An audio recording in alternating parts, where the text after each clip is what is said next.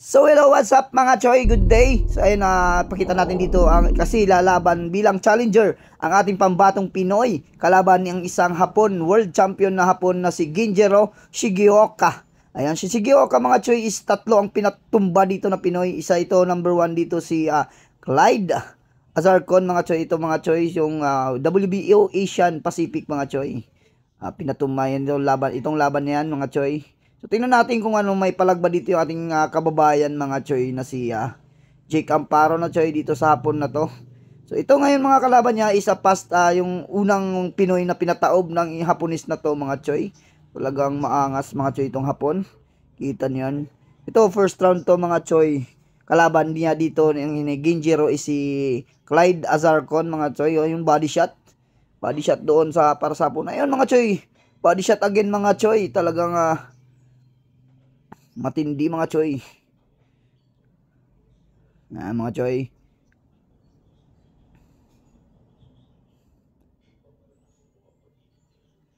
Yung ganda malakas mga bitaw naman dito ng isang Pinoy. Kaso nga lang dito matama. Yun nga lang lagi siyang nababody shot niya mga Choy. Ayun nga lang sa pool. At ayun di na makatayo mga Choy. Yun in the early first round dito si Clyde Azarcon, unang Pinoy na pinatumba. Laban nila dito is WBO Asian Pacific mga Choy. Minimum weight category. Kaya panoorin natin ulit mga Choy kung paano yon. Ayun, doon. Body shot talaga Choy. Klarong-klaro talaga. Taob talaga. Ayun.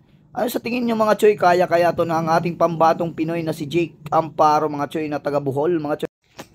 Itong pangalawang laban naman mga Choy is si Ray Loreto sumubok sa Hapon na si Ginjiro Shigeoka. Mga Choy is pinataob din sa round number 5 mga Choy. So hindi niya agad umabot sa bilang mga Choy. Dapat round number 8 pa lang tatayo ka na kaagad. So ito umabot ng bilang na 10. So sa bilis naman ng bilang para namang hinahabol kasi si referee mga Choy. Kaya yun, natalo dito ang ating kababayan mga Choy. So dito naman sa pangatlo mga Choy. Pangatlong pinataob ni Ginjiro mga Choy. Isa si Rene Mark 4 mga Choy. Umabot naman siya sa round number 9 no. Sayang na hindi niya natapos yung laban mga Choy. Talagang ilang beses din pinataob ang ating Pinoy. Matibay din. Umabot naman siya ng round number 9. Sadyang hindi lang talaga kinaya pa ng ating pambato mga Choy. So ayan mga Choy. Sana ngayong darating na Marso 31 susubok ang ating isang kababayan na si Jake Amparo para lumaban bilang challenger sa isang Hapon na to mga Choy sa titulong IBF World Title Minimum Weight Champion. Mga Choy. So ating panoorin naman dito mga Choy. Ang susunod na video naman na to mga Choy is ang laban naman dito ni Jake Amparo laban sa isang Hapon. Mga Choy, eto na ngayon mga Choy yung sinasabing video mga Choy. Dito sa laban niya nito mga Choy, sa round number 1 naman mga Choy, pinataob naman niya dito ni Jake Amparo ang Hapon sa round number 1, early round number 1 ng 2 beses mga Choy. Kaso nga lang mga Choy, kung may mahaba-haba lang na oras mga Choy, siguro hindi na aabot sa ibang 12 round number 12 mga Choy. Kaso nga lang swinerte pa itong Hapon. Ayan, second bagsak ng ang Hapon na to mga Choy. Second down. Kaso nga nakatayo pa at saka talagang pinalag pa siya. Save by the bell doon mga Choy ang Hapon na to.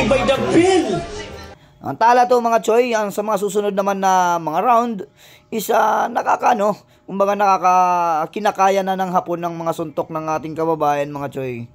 Hanggang sa natapos na lang niya ang round number 12 mga Choy. So ating panoorin mga Choy ang ibang round mga Choy. Tara. Ayan dito mga Choy sa round number 2. Kita naman umiiwas na yung Hapon. Talagang kumakounter-counter na lang. Hindi na siya gaanong nakikipagsabayan. Kasi natikman niya nung first round mga Choy no. Na talagang hindi basta-basta ang isang Pinoy mga Choy. So ay mga Choy.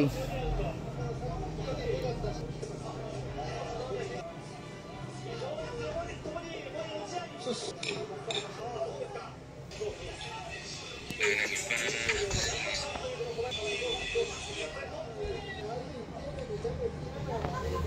Talagang nagsasabayan sila din mga choy sa round number 2.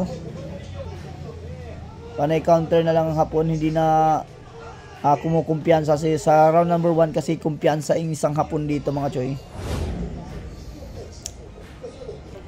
Ayan, sa round number 3 mga choy. Talagang ano naman yung mga momentum naman dito ng Pinoy mga choy. Talagang mabilis to si Jake Amparo ng mga choy. May lakas din naman sa mga suntok mga choy. No? Kita naman natin dito yung lakas ni Jake Amparo. Sa mga hindi pala nakakalam mga choy, si Jake Amparo pala mga choy is may 14 wins, may 5 talo at 1 draw mga choy. 3 dito is na panalo niya via knockout mga choy. So nakikita ko naman sa mga laro ni Jake Amparo mga choy, may bilis siya, may liksi, may power, potential. So hindi naman gaanong malakas. Sakto lang mga choy kasi wala siyang gaanong knockout mga choy. Hindi siya knockout artist, pero mabilis papalag to mga choy. Tingin nyo mga choy, comment below nyo mga choy kung may laban to ngayon sa darating na Marso 31. Ang ating kababayan, kalaban ang kampiyon na si Ginjiro Shigeoka mga choy.